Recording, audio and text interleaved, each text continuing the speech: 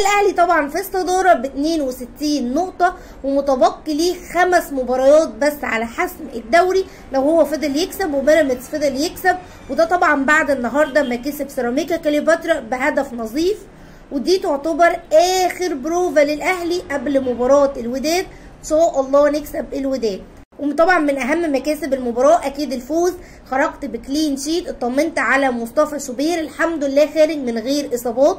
والاهم ان انت لعبت ال3 فرق اللي كانوا في الاخر كانوا دايما بيلعبوك اداء دفاعي وبيلعبوا على الكاونتر اتاك، وبالاخص النهارده وانت بتلاعب مدرب محترم جدا ومخضرم زي حلمي طولان. بشكل كبير الوداد هيلعب معاك في ماتش الذهاب بالشكل ده، بس بكلاحه دفاعيه اكتر من كده بكتير، وكاونتر اتاك اشرس من كده كمان. تلاقي ان كابتن حلمي طولان كابي بيست ماتش طلائع الجيش عماد النحاس بيضغط عليك باكتر من 3 لعيبه، عندك ياسر ريان وصلاح محسن ميدو جابر او محمد ابراهيم، وبيحاول ان هو يمنع الاهلي من بناء اللعب.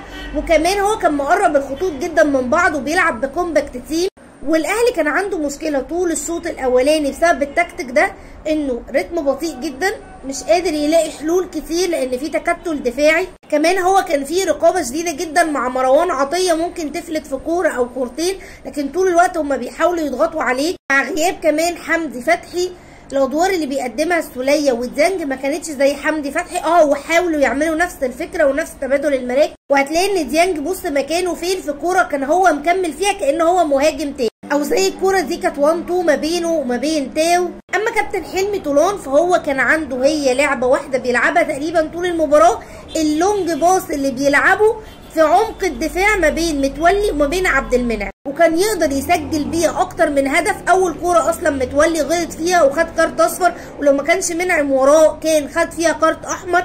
الكوره دي اللي تصدى ليها مصطفى شوبير، الكوره كمان اللي في اخر الماتش انت عندك انقاذين لشوبير كانوا يقدروا ان هم يغيروا المباراه كلها.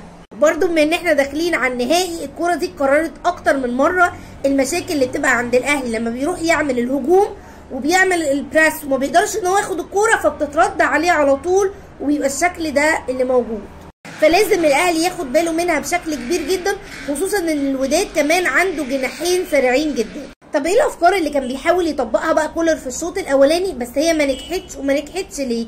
اول حاجه كان بيفكر لما بلاقي تكتلات دفاعيه كتير انه يلعب على التسديدات، بس دي ما نجحتش من الاهلي زي تسديده ديانج اللي خبطت. الفكره الثانيه هي الدريبلينج اللي كان بيعمله حسين الشحات، ودي اتكررت في اكتر من لقطه، وفي لقطه اللي هو اداها لكهربا بس كهربا ما قدرش ان هو يسجل منها، او ان هو بيعتمد على الاختراقات بقى بتاعه تاو. انت بتشوف تاو كالعاده بينزل يا اما هو يستلم من خط النص وكمان بيرجع يدافع لحد عبد المنعم وهاني. طبعا الحريه اللي بيديها له زي ما انت بتشوف كده في هجمه هو بيخش كمهاجم تاني، هجمه تانيه كنت تلاقي في الشوط التاني حسين الشحات وتاو وعلي معلول كلهم في جبهه واحده. طب ليه الشوط الاولاني كان كمان الاهلي عنده ميس باص كتيره جدا، ضياع للفرص بشكل مش طبيعي.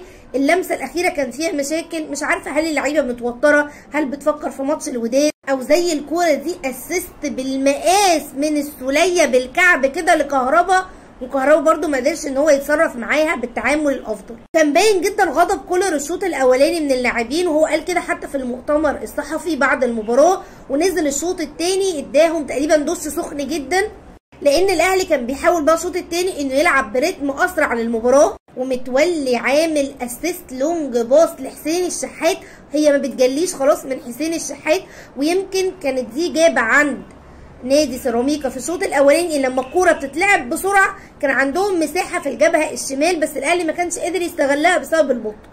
ومن بعدها تحس ان لعيبه سيراميكا استسلمت الا في الكوره اللي هم فاجئونا بيها دي، وكانوا يقدروا فعلا يخطفوا هدف التعادل.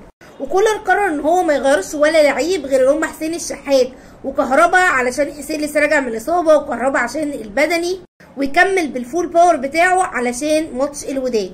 الاهلي كمان كان عنده مشكله تانية وهي ضياع الفرص الكتير، خصوصا الشوط الثاني وخصوصا في اخر الماتش. انت بتتكلم ان النهارده كهربا مضيع 3 فرص، اخر الماتش ده تاو مضيع فرصتين ما يضيعوش اللي هما كانوا يقدروا ينهوا لك المباراه، غير في كوره عبد القادر اللي هو نبطل انانيه، لو نبطل انانيه ونبصيها.